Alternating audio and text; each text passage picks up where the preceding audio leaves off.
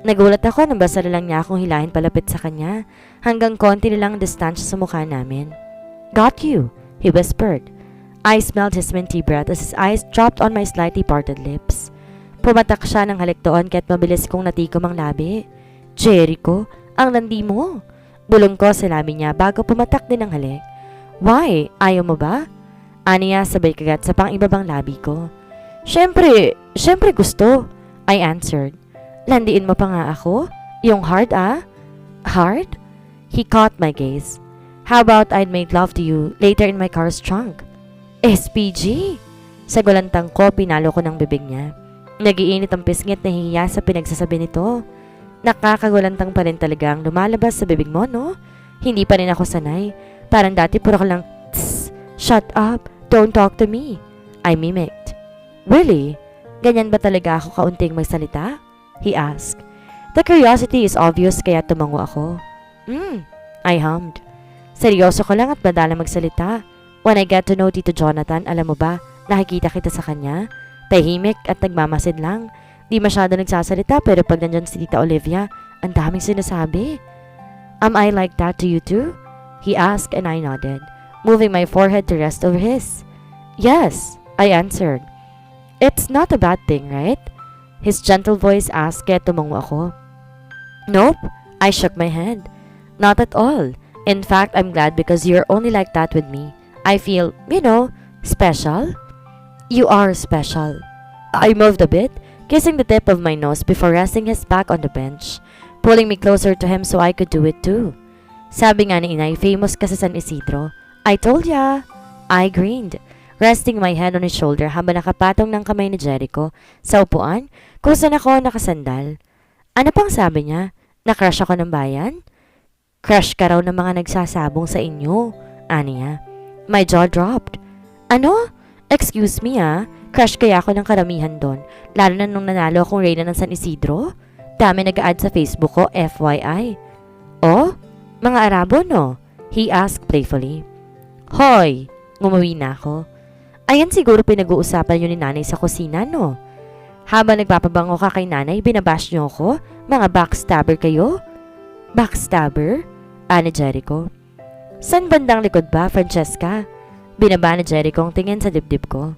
When my mouth parted dramatically, he began laughing. Sinipa ko siya sa irita sa pang-asar pero mas mabilis siya. Tatawa-tawa siyang tumayo. Basta na lang akong binuhat at sinampay sa balikat at itinakbo ang sasakyan niya bago nagmaneho pa uwi. And guess what? Tao lang naman ako. Minsan rumurupok din kaya ayun. Halos masira yung trunk ng sasakyan niya dahil sa naambunan na naman ang kagandahan ko. The preparation for the wedding was done beautifully after the teamwork. Katabi ko si Jericho sa private jet. Kasama namin si nanay. Ang pamilya niya pera na lang kay Amber na bunsong kapatid nila na malilate daw sa wedding dahil sa importanteng event the same day. Hahabol na lang daw. Sa Manila sana ang wedding namin but Tita Olivia insisted we get wed to a place where we met each other formally. Aniya, once in a lifetime moment iyon. At gusto rin naman namin ni Jericho kaya sa Amerika yun gaganapin.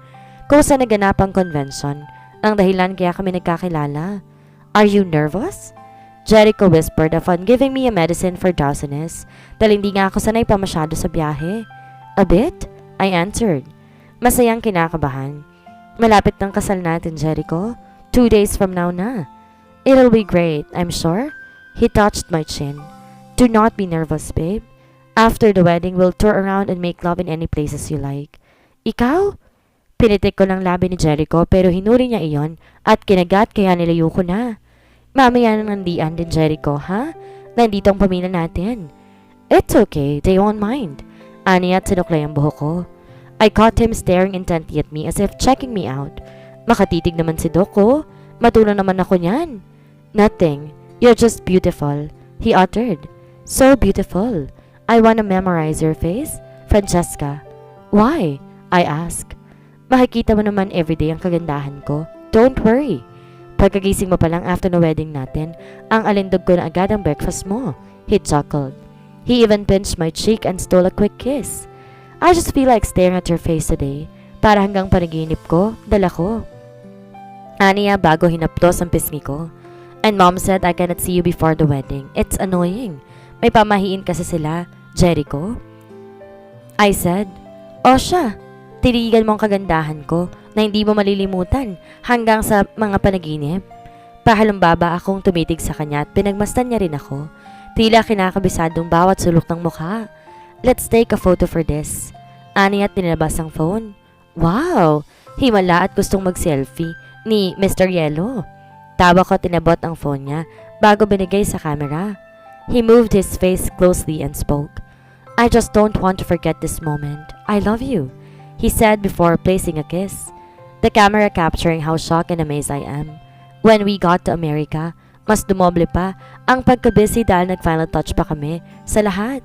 Huli na rin na mabasa ko ang text mula sa isang unknown number.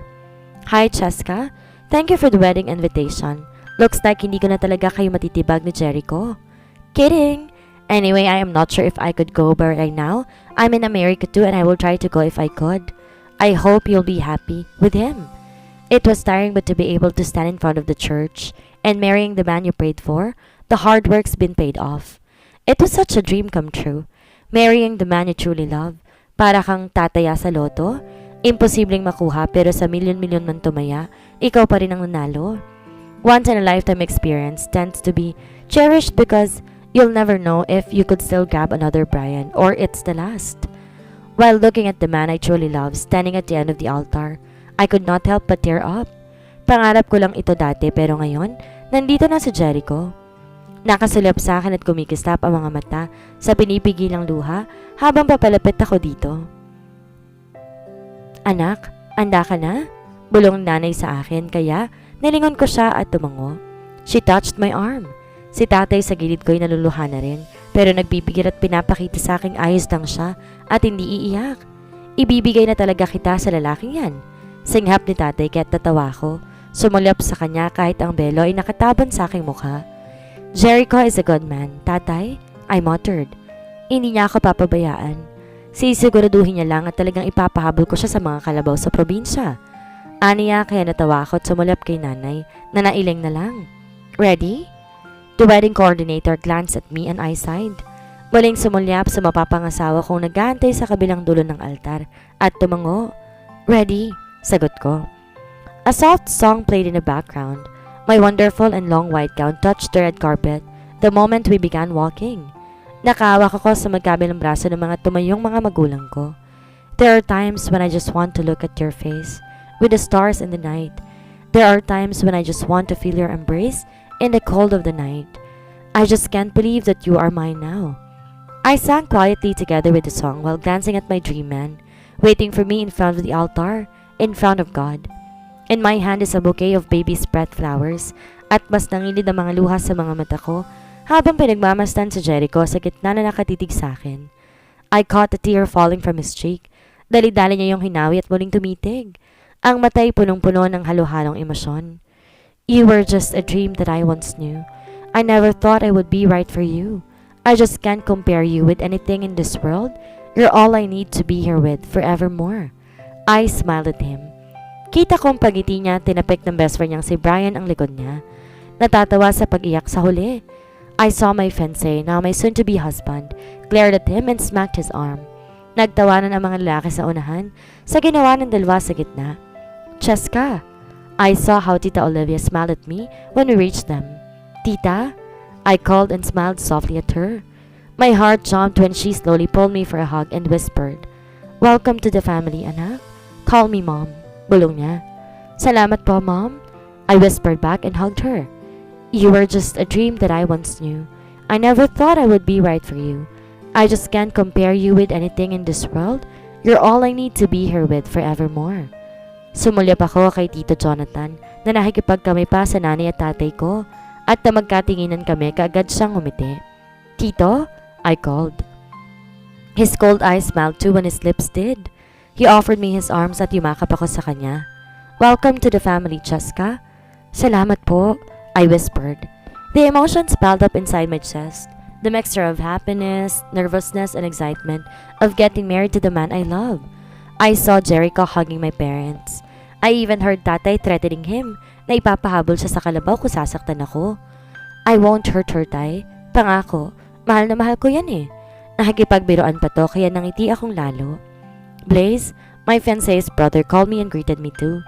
Ang mga kaibigan naman ni Jericho kumaway sa akin, kaya natatawang umisi ako at kumaway. At napikot na ni Francesca si Mr. Yellow. Ngisi sa akin ni Brian kaya't natawa ako at nailing. Well, maalindog kasi ako.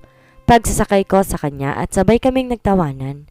He offered me his hand and smiled. His dimples deepened as he spoke. Congratulations, Mrs. Falcon. He smirked. Thank you, Brian. Nakangisi kong sabi. Ikaw na ang susunod? I teased. Na mga libong beses pa akong luluhod sa Quiapo para patawarin niya ako. Saan ni Brian? Hindi pa rin kayo bati? I asked. Naalala ko ang kwento niya sa amin ni Jericho noon tungkol sa babaeng gusto niya. He shook his head and sighed but then smiled. Let's not spoil the day, Cheska. It should be a happy day for you and Iceman. Get off, my wife. Natawa ako na may tumampal sa kamay ni Brian at nang sumulyap ako, kunot na ang noon ni Jericho at nakanguso. Chill, man. I'm just congratulating our Miss Persistent awardee. He motioned me kaya't napairap na ako. Natatawa. Persistent ka dyan. Irap kong natatawa. Doon ka na lang sa baby doll mo. Shh! Nanlaki ang mata ni Brian kaya't sabay kaming natawa ni Jericho. Lumayas na nga kayong dalawa? Doon na! Shoo! Nagkatinginan kaming dalawa ni Jericho at nakita ko pa ang paglambot ng malamig niyang mga mata nang masalubong ang mga mata ko. You look beautiful, wife, he muttered huskily, slowly touching my waist. You look handsome too, husband. I winked at him and he chuckled and planted a quick kiss on my head. This way, babe. Bulong ni Jericho at inalalayan akong pumunta sa harap ng pari at matyagang naghihintay sa amin. Si Dean Jericho Falcon, my babe, mukhang dashing sa suot niyang navy blue na 3-piece suit and tie. Ang kanyang slacks pareho ng kulay ng kanyang suit at siya sporting a handsome clean cut. Sa matangos niyang ilong, manipis na papupulang labi at sculpted jaw, hindi ako makapagsalita ng sapat na papuri para bumagay sa kanya. Tumitig ulit sa akin na itim niya mga mata at gumiti na ako ng matamis. Ano ba namang itsura ni Dr. Falcon? Hindi pa rin nakakakuha ng sapat? Ha? Malambing kong bulong habang nagsasalita sa pari sa gitna. I'm just amazed that you will be my wife now, he whispered while looking at me. Dahan-dahan na Jerichong hinawakan ng kamay ko. Hinaplos niya ang palad ko ng hintuturo niya at nakagat ko. Ang labi sa sobrang sayang nararamdaman ngayon. I love it whenever his cold eyes smile, whenever he's looking at me. I love how the ice surrounding him is melting when I am with him. He is aloof of people. He only talks when asked, kaya hanggang ngayon, masaya akong iba siya kapag kasama ko. He talks a lot whenever he feels like it. Malambing kahit minsan masungit talaga. Ang klinga niya, and I find him really adorable when he is jealous and rolling his eyes like a kid. Taong yelo. Bigla akong bulong at sinulyapan niya ako at nagpout. I am not an Iceman, Francesca. He glared at me and I chuckled and immediately kissed his cheek with my veil still. Hindi na. Nakangiting bulong ko. I love you, Jericho. I love you too. Bulong niya pabalik. Di na ako makapaghintay na hubarin mo ang sexing damit pang kasal. Ikaw talaga. Nguso ko. Shh! Quiet lang tayo't magagalit si Lord. Humalakak si Jericho at sumalyap sa altar. Paumanhin, Panginoon, at salamat sa pagbibigay mo sa akin ng Francesca. Nang ipaalam sa amin ng pari na sa wakas, sabi ng aming mga panata, pareho kaming kinabahan. Napatitig ako sa asawa ko, Dean Jericho Falcon, at muli, nagpasalamat sa makapangyarihang Diyos sa itaas sa pagbibigay sa akin ng pagkakataong makasama siya. Mr. Yellow, simula ko. Nakakuha ng tawa mula sa karamihan. Jericho, ang totoo, hindi ko alam kung paano sisimulan to. My lips pursed. Naiiyak na pero pinisil niya ang kamay ko at marahang inaplos. It's okay. I love you, he whispered. I wanted to say thank you for coming into my life. Nangilid ang duha ko. Alam kong hindi naging madali bago tayo napunta rito. Siyempre nung una kitang nakilala, mas malamig ka pa sa yelo. Iceman kasi yan, parang si Jonathan. Ani Tito Greg doon. Tito na Jericho kung nasa upuan. Kaya tatawa na ako at ganun din si Jericho. You're literally a one-word man. Tatango lang at iirap sa hangin. It was hard taming you. You know, but look where we are now. Crush ko lang noon, asawa ko na ngayon. Eh di isang malaking sana all? Brian exclaimed, earning a laugh from us and the crowd. Natatawa ko habang naiiyak. Kaya inabot ni Jericho ang pisngi ko sa kabila ng belong nakaharang. Dream come true to, guys. Effective siguro yung orasyon ko kasama ng mga butiki. I even joked, kaya nag-ingay na naman sila. But you see, despite Jericho being cold and snob at first, he's one of a kind and sweet. When you get to know him, when you break the wall separating you from him, mas makikilala mo siya. He is smart, gentleman, sweet. Minsan din may sense of humor pero naka-poker face. Francesca. Jericho called and pouted kaya't napahagikik ako. Jericho's the best boyfriend ever. I am lucky meeting him. I'm thankful because he is here with me. Sa 3 taon namin magkarelasyon, di man kami nagkakaintindihan minsan. Naayos namin. He is understanding and he knows me well, kaya nagpapasalamat talaga ako. Salamat, Jericho. Salamat kasi hinayaan mo akong mas makilala ka pa. Inayaan mo akong pumasok sa buhay mo at ito na ngayon, tayo at ikakasal na. My tears fell more upon saying that. I know there's no such thing as perfect, but I will do my best to be a good friend, companion, girlfriend, a good wife, and the mother of our future children. Mahal na mahal kita, Jericho. Whatever happens, I will be here and fight for you. Hindi kita susukuan. Si Francesca kay Jericho lang. With my shaking hands, I put the gold band on his finger. This is my vow for you. When it was his turn, wala pang sinasabi. Namumula ng mata niya sa paambang mga luha. He even cleared his throat and sighed loudly. Hashtag, medyo nervous. Castor said loudly kaya't napamura ng mahina sa Jericho. Sinamaan siya ng tingin. I am not. Laban pa niya. Sige nga, tingin ng hindi nervous. Kairis grinned. Tss. Pagsungit na Jericho kahit nag-asaran sila bago pa man makapagsalita ang asawa ko. Francesca Karingal, my Cheska, babe and little piglet. He started off. Oink oink. Nang mapatingin ako ng mapaglaro, tuwawa siya. Pinisil ni Jericho ang kamay ko at tumitig sa mga mata ko. First off, I love you. Sabi niya at naabutan ko siyang namumula. Salamat sa pasensya mo, babe. Alam ko hindi ako madaling kasama. Hindi ako yung tipong expressive. Salamat sa pasensya mo. Hindi talaga ako marunong manligaw o magpakita ng sweet side ko pero sa kabila nun, tinanggap mo ako, tinintay ako. You bring out the best of me, babe. Pinakita mo sa akin yung mga best part ko na hindi ko pa nakikita. Thank you for making me smile and feel loved. Thank you for being my happiness. His voice broke. Kasabay nito ay ang pagkahulog na ng mga luha ko. I may not be the best man. I may not be the sweetest but you stayed with me for years. Hindi mo ako sinukuan. Maraming salamat, Francesca. Mahal na mahal kita. His hand shook a bit. Mas sumigpit ang hawak niya sa kamay ko bago niningangat sa kanyang labi para magpapatak ng halik. Ikaw ang pinakamagandang bagay na nangyari sa akin, Cheska. Hindi ko alam kung paano ako kung wala ka. Nang bumagsak ulit ang luha ni Jericho, I was sobbing silently. I could not promise but I'll do my best to be a good husband and a father to our children. From this day pasulong, ang puso ko sa iyo lamang. Gagawin ko lahat para maging matyaga at responsable. Gagawin kong lahat para mapasaya ka at bubuo tayo ng isang pamilya. Gusto mo ng maraming anak, di ba?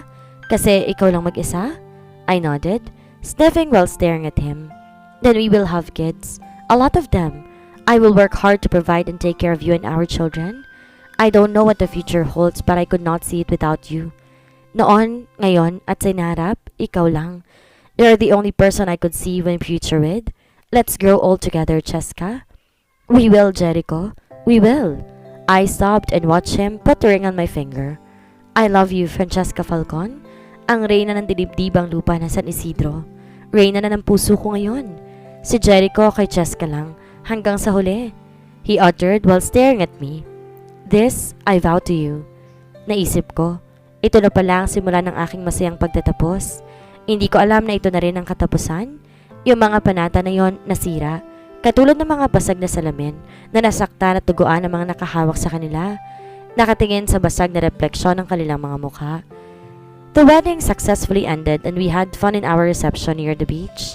Pinaghandaan lahat, simula sa damit ng mga bridesmaid, sa groomsmen, sa mga flower girl at pati na rin ang mga sponsors namin. Jericho is having fun with his friends. Ayaw pa nga munang humiwalay sa akin. Palaging nakalingkis na akala mo mawawala ako. Pero napilit na mga kaibigan kaya naroon at naglolokohan sila. I smiled and chuckled, watching them teasing Jericho in the middle. Nice naman! Blooming na blooming ang bagong kasal. Kairis exclaimed kaya mabilis akong tumayo para yumakap. Nagtawanan pa kami at inaya ko siyang maupo saglit. You two finally got each other, huh? Ngiti niya kaya tatawang tumango ako at muling sumulyap sa asawa kong inaasar ng mga kaibigan ko. Pero ngayon nakabasangot na doon at naninipa. Who would have thought, right? I chuckled and glanced at her. I mean, I liked him a lot. I fell in love with him since I get to know him kaya nakakagulat din na ganitong ending namin. Persistent ka kasi, kaya nahulog din sa taong yelo. Alam mo naman, simula dati pa, walang emosyon yan. Parang si Tito Jonathan. Nagkatawanan kami nang matanto na malang nga talagang asawa ko sa dad niya. But still, you melted the ice, she said and smiled. Sana all, Cheska. Ganyan talaga. Excuse me, hi Cheska? Nawala ang atensyon ko sa kaibigan nang may magsalita sa may gilid ko at napatayo ako na makitang gulat sa mga mata na nandito siya. I thought she's not coming. Then, congratulations sa wedding. Cheska, she smiled and offered me her gift. Pasensya na at hindi ako nakarating ng maaga. His voice is friendly. Kaya naman, kumaan ang pakiramdam ko. Ayos lang, salamat.